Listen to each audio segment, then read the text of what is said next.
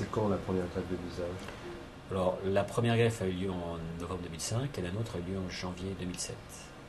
Donc, et moi, j'ai commencé à travailler sur le sujet, je dirais 2001-2002.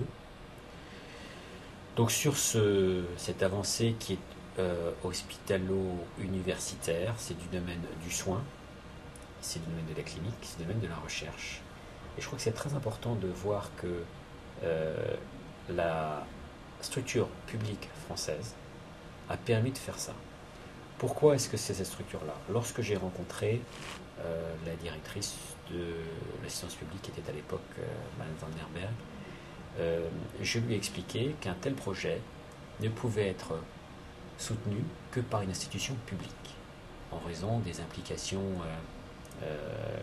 sur le don d'organes, des implications sur la mort, des implications sur le prélèvement, des implications sur le receveur, des difficultés que ça représentait, des implications que nous avions montrées au niveau du comité consultatif national d'éthique, et que si nous montions un projet de recherche, puisqu'il s'agissait de recherche, elle ne pouvait être faite que dans le cadre de l'hôpital public, et elle ne pouvait être, et seule une institution publique pouvait être promoteur, et a priori l'assistance publique des hôpitaux de Paris, dont on connaît l'historique, pouvait parfaitement soutenir ce projet. La difficulté pour nous a été de cadrer par rapport au cadre de loi qui nous était fixé, bien sûr aux principes éthiques généraux, mais surtout au cadre de loi qui nous était fixé sur la recherche clinique, et de mettre en place un protocole de recherche clinique qui soit très différent de ce qu'est un protocole de recherche clinique sur le médicament. De montrer qu'il n'y avait pas que l'essai randomisé double aveugle pour déterminer de la recherche, et que passer par ce biais de la recherche nous permettait d'avoir une réflexion qui allait au-delà de la réflexion purement technique et purement de la prouesse chirurgicale, mais qui allait aussi vers le soin du patient et vers la recherche universitaire et le soin dans la recherche. Et quand j'ai abordé le problème, c'était une immensité qui s'ouvrait devant moi. C'est-à-dire que on voyait cette notion, greffer visage, quel visage, et puis on prenait l'expression anglaise qui était face transplant. Et en anglais, il n'y a qu'un seul mot, the face. En français, on a deux mots, le visage et la face qui est la structure anatomique, et le visage qui est l'expression de la personne. Si on se détache de cette notion de greffe de visage, qui est l'expression de la personne, et qu'on va vers la notion de greffe de face, transplantation de face, alors là, on retourne vers la structure anatomique, vers la base de la chirurgie, qui est l'anatomie, comment transplanter, pour qui transplanter, pourquoi est-ce qu'on a besoin. Et c'est en partant de l'anatomie, des structures que nous n'arrivions pas à reconstruire, que nous avons bâti le projet.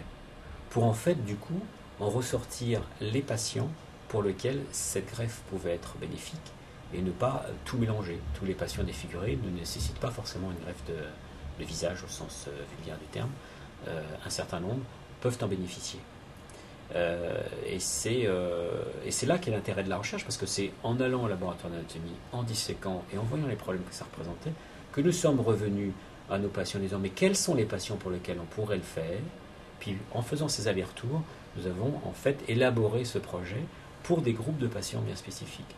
La notion de nez-bouche, ce n'est pas une notion virtuelle, c'est une notion de groupe de patients bien spécifiques qui avaient des destructions complètes de la bouche, c'est-à-dire des muscles de la bouche qui ne pouvaient pas être reconstruits, et généralement le nez était associé.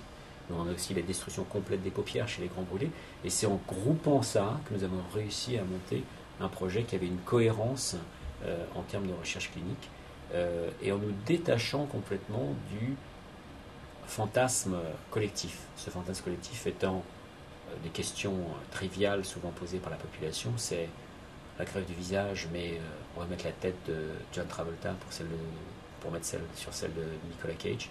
Or, c'est pas du tout ça. C'est reconstruire une face qui permet à un patient d'avoir un visage. Comment vivre avec le visage d'un mort? C'est pas du tout ça. Un patient ne vit pas avec le visage d'un mort.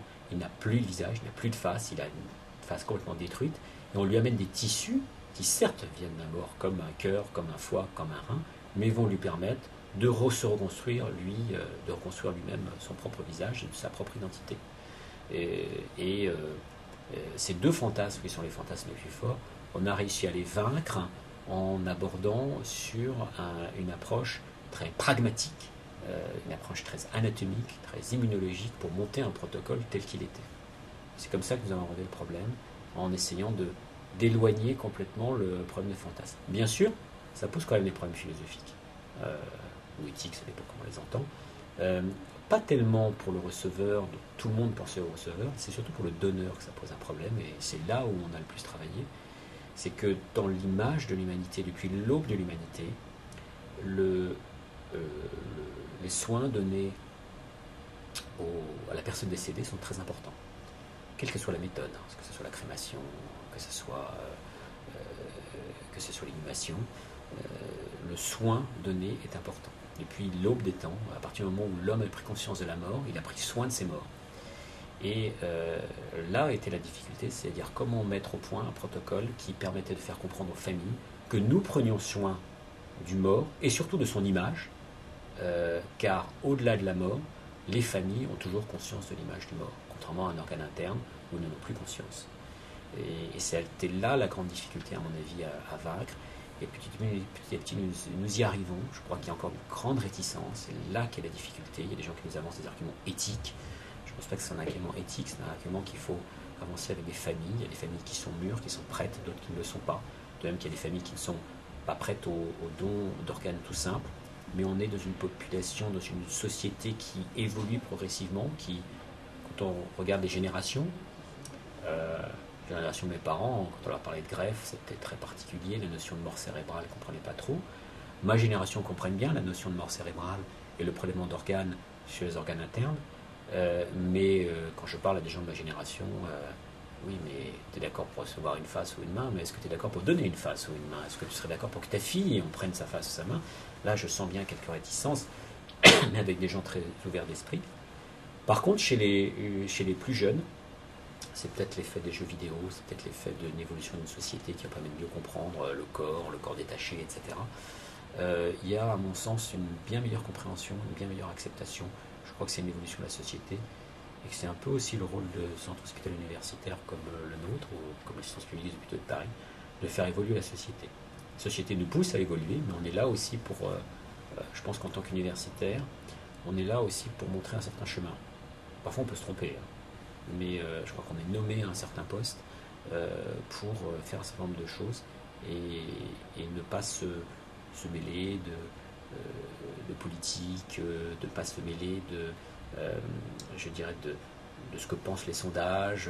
Nous, on a une fonction et on doit l'aborder de manière rationnelle, de manière scientifique et avec le plus d'humanité possible. Une première, on le fait et puis on pose la question a posteriori, est-ce que ça marchait ou pas? Là, on a posé la question a priori.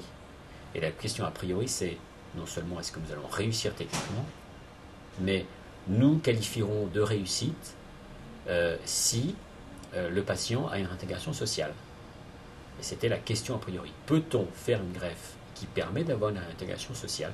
Question a priori. La réponse est oui.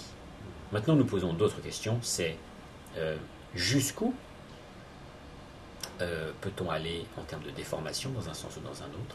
Quelles sont les indications réelles? Elles sont difficiles à trouver. Et il faudra qu'il y ait plusieurs patients pour savoir s'il y a réellement des échecs. S'il y a réellement des patients pour lesquels nous n'avons pas réussi à faire que leur nouveau visage, ils leur intègrent en tant que tel. Il est clair que dans l'avenir, il y aura des échecs. J'espère ne pas être confronté moi-même à un échec parce que ce serait un échec absolument terrible pour le patient, pour le chirurgien bien sûr et pour l'équipe. Mais c'est clair qu'il y en aura. Et comme dans toute greffe, il y a des échecs de greffe de foie et des échecs de greffe cardiaque. Donc ça sera quelque chose d'important à voir.